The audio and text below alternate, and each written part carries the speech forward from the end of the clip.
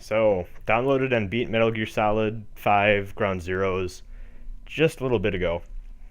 Well, by a little bit ago, I should say about 8 hours, but yeah. Pretty much done with the game. The only things that I really have left to go through are S ranking missions and playing through them on harder difficulties and the console exclusive stuff.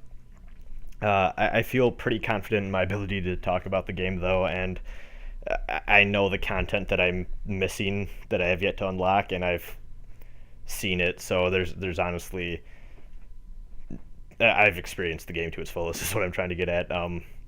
So I decided I'm gonna just whip out a review real quick. Now, I guess the big thing to get out of the way real quick is people have been debating forever now, especially upon realizing the game is very short. A lot of people have been debating, should Ground Zeroes and Phantom Pain be separate games, or should they just have been one full complete package? Now, for those of you who aren't aware about this issue, Metal Gear Solid 5 is technically two games: Ground Zeroes, which is this, of course, and Phantom Pain, which is going to be basically the full game. Now, Ground Zeroes has been described to us as a prologue type scenario that sets up the Phantom Pain. My problem with this is that this is a prologue all the way through and through, and they try adding side content, but it just really feels kind of tacked on. Um, this really comes off feeling like a tech demo for Fox Engine. I'm sorry, but unfortunately, I have to say, really got to disagree with Konami or Kojima, whoever's decision it was. This should have been part of Phantom Pain. At least the main story mission, which is what the center point of the game is, should have been. The side missions are kind of. I will admit they're fun. I'll talk a little bit more on gameplay in a second, but you never really have any reason to go back to these side missions. They're not really that replayable in my opinion. There is multiple ways to go about doing them, but I see little incentive in doing that. So yeah, a large part of this game is actually the side content, and the main game itself isn't very fleshed out to the point where there's already reports that you can speedrun it in like 10 minutes or whatever. Regular playthrough took me 3 hours. But I should point out, I play stealth games very slowly, especially Metal Gear games, because they are so full of detail. I want to explore every nook and cranny and whatnot, and I will admit I had a little bit of fun with that, with just finding some little, I guess, Easter eggs, just little stuff that they threw in, or design choices they made within the map itself. So yeah, unfortunately, I am gonna have to say that the content available in this is pretty minimal for a game, which is unfortunate. Um, I honestly, I'm gonna reiterate, I really feel like they should have just cut out the main story mission of this and pasted it into the beginning of Phantom Pain, because it really doesn't feel like there's. It really feels like it could have fit. I don't know why they felt the need to cut it into two segments. You can argue that they're trying to get people excited and stuff, but you can do that through trailers, demos. Like it's really odd to me that they felt the need to put this out separately. And the reason I want to get that out of the way is because I'm kind of at a loss for how to properly review this, because this honestly feels like if I were to play Super Mario Brothers, the original Super Mario Brothers, and I played the first world, and then I went back to review it. I made this comparison on Twitter a little while ago, but that's honestly how this scenario feels. It feels like I'm playing the first little part of a game, and I have to base the entire rest of it that isn't out yet on it. So, I guess I'll start with the story. Your big boss, and basically it's set a little bit after Peace Walker, and you're sent to go rescue Paz and Chico, who went out to rescue Paz, and they got captured. Oh no! And there's this new group called XOF not sure if they're going with Zoff for the pronunciation or something bullshit, but they come out of nowhere and they try sneaking into Mother Base, and they're basically disguised as UN nuclear inspectors.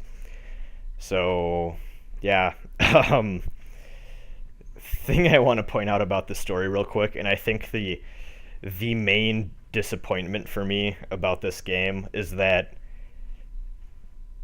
if you've followed this game's development, or you've listened to the press releases, or just what the game's premise is in general, you have pretty much experienced the game's plot. Aside from one or two things, the main plot of this game has been completely spoiled by Konami theirself before the game even came out. And it's so odd because I've never really experienced something to that level where a game company just pretty much spoon fed you everything about the game, including the ending, um, which I think is pretty ridiculous, too. But to be fair to Konami, because they decided to do the two separate game thing, if they want to talk about Phantom Pain at all, they're going to have to explain what happens at the end of Ground Zeroes. But still, that's not helping this game's case, if you know what I mean. Um, you can actually say that there is okay, so I said that there is one twist, I guess, that I don't think anyone really knew coming into the game, but it's not really that I wouldn't even call it a twist. I don't even really know what to call it. It's just a thing that happens. That's in the plot that no one really knew about. I think they try pulling it off as being this giant shocking thing, but I won't say you can really see it coming, but it's honestly not really that impactful when it happens. Um, and then aside from that one point in the game, that new plot thread that this game introduces, uh, you collect audio tapes throughout the game, mostly through side content and doing side missions and whatnot, that explores the antagonist, Skullface, who I'm assuming is going to also be the antagonist of Phantom Pain. It explores his motivation and it explores his background a little bit, while he tortures people. Don't worry, I'm going to get on that a little bit, talk about that. But yeah, actually, that is the only story thing in this game I think I was really impressed with, because I play Metal Gear for the story. Gameplay is fine, but predominantly I play Metal Gear, aside from Rising, for the story, for the plot, for the characters. Love it all. Mostly with ideology conflict and different views on life and the conflict that arises, from that. And I think in that regard, Skullface is a pretty interesting guy, just from what I've heard from the audio files and stuff. But even then, I do want to take a step back and point out, if the only thing that I liked about this game's plot, um, are audio clips that tease at the next game's plot, not a good sign for this game, huh? So I'm gonna go ahead and say that the story for this isn't really, it really isn't too great. Um, Honestly, if you really want to experience this just for the story, I hate saying this, but you could watch this entire thing on YouTube and you'll be fine for Phantom Pain. Now, I did say earlier in the review that this feels like a tech demo for Fox Engine, and that's true. Now, what I do want to say is, gameplay wise, this engine is phenomenal, and this is by far the best gameplay that Metal Gear has ever had. Well, I guess aside from Rising, but let's not count Rising for this. Um, Honestly, I was pretty impressed. Gameplay itself is really fun. The thing that really, really stuck out to me, though, is that this is the first time I have ever played a stealth game and felt that the enemies felt human. Now, stealth games have always had this problem just on a gameplay level pretty much since they existed. Either enemies in situations are super stupid and something that should have obviously gotten you detected will just be shrugged off and they'll say, "Oh, it must have been the cat" or something bullshit. Or they see that a blade of grass moved and they automatically know that it's you and then you're spotted. This is the perfect AI for a stealth game. The entire way through, I never had any complaint with the enemies or when I got spotted or anything. I felt everything was entirely justifiable. I felt that all of their movement. Well, I guess there's always like the video game logic where um, your hand is kind of in their eyesight, but it's when you're taking cover, so it's okay because the game would be too hard otherwise, and stuff like that. Aside from like the average video game logic stuff, I was really impressed with how Fox Engine handles enemies and their movement patterns and combat tactics and whatnot. Just really great overall. And I will say, yes, again, gameplay is really solid. Shame we didn't get more of it. Can't wait for the Phantom Pain, though. Other thing gameplay wise I want to talk about is this is also uh, supposed to be kind of a demo for how the open world gameplay of Phantom Pain will work.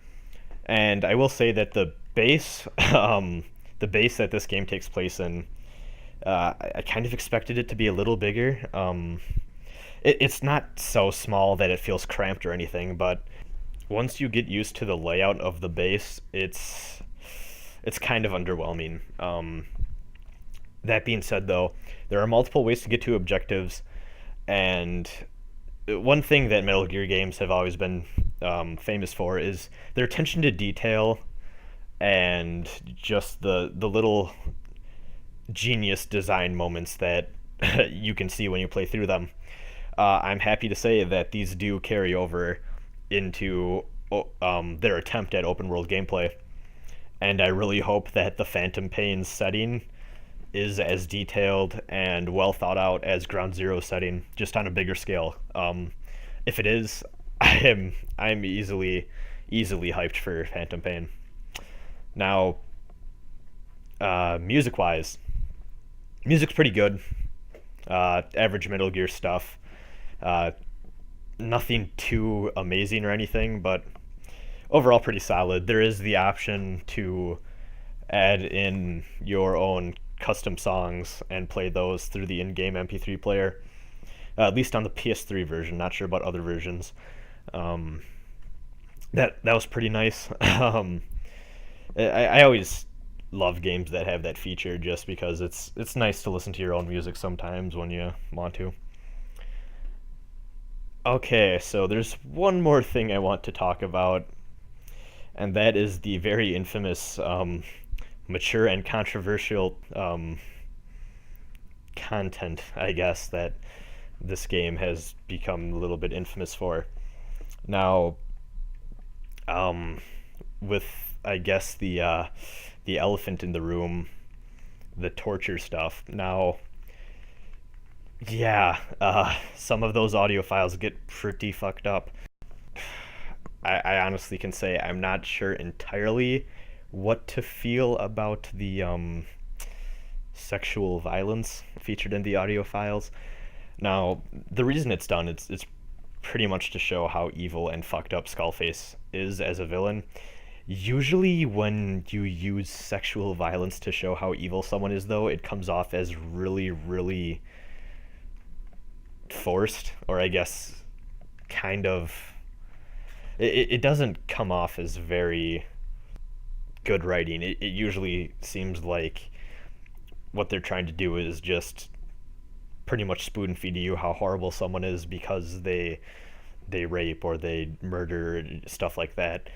And I think this is going to be something talked about for a while, but in my personal opinion, I don't think it was too offensive.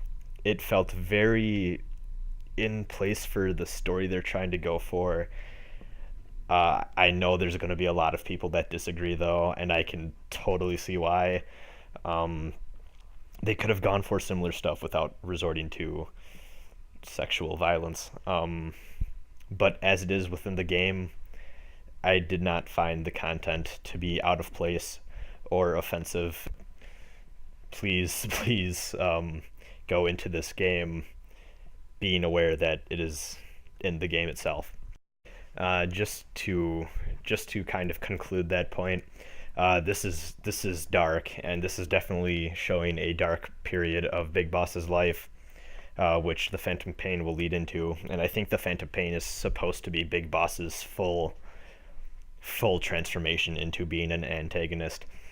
And I guess in that way, a lot of the torture stuff and controversial topics feel a little more natural and less offensive and more played for serious drama than just being thrown in for the sake of showing how dark and fucked up things are.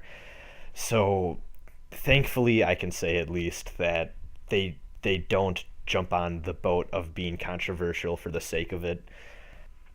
So to wrap up my Ground Zeroes review as a whole, not enough content to be a separate package. Really, really, really disappointed in that regard. Gameplay was fun though. Like, I really don't know because, like I said, I feel like I'm reviewing. I feel like I'm reviewing like 1/10 of a full game.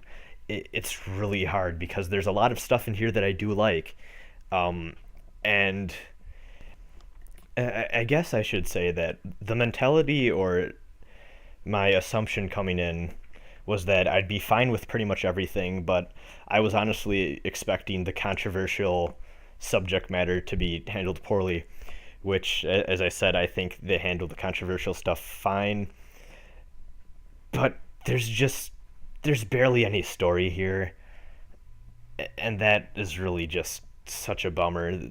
The gameplay's fine, the sounds and music and all the control, all that perfectly fine, but it just there's not enough main content for this to be a separate purchase. I guess I will say that I downloaded this off the PS3 PSN, so I got it for $20. I know the other versions are $30. I think that's too much. Even if the graphical upgrade is there, I really can't. I would not feel comfortable buying this game for $30. I'd say 20 was my limit on this, and I don't regret buying it. But I think part of that is because I am a Metal Gear fan. This game honestly just feels like it's trying to get you hyped for Phantom Pain, and it does that well, but it still leaves a bad taste in your mouth, if that makes sense. Especially just as I was playing through the side stuff, I just couldn't help but feel that they threw it in because they knew that people were going to feel bad about the lack of content in the main game itself. So I'm gonna go ahead and say this is about a 6 out of 10. It's okay. It's fun. But it just comes off feeling like it should have been part of the full game. There's no way around that, and I think a lot of people are going to feel the same way. Hopefully, there is a bundle with Phantom Pain and this in one disc at some point. Um, that'd be great. But as it is standalone, you can skip this.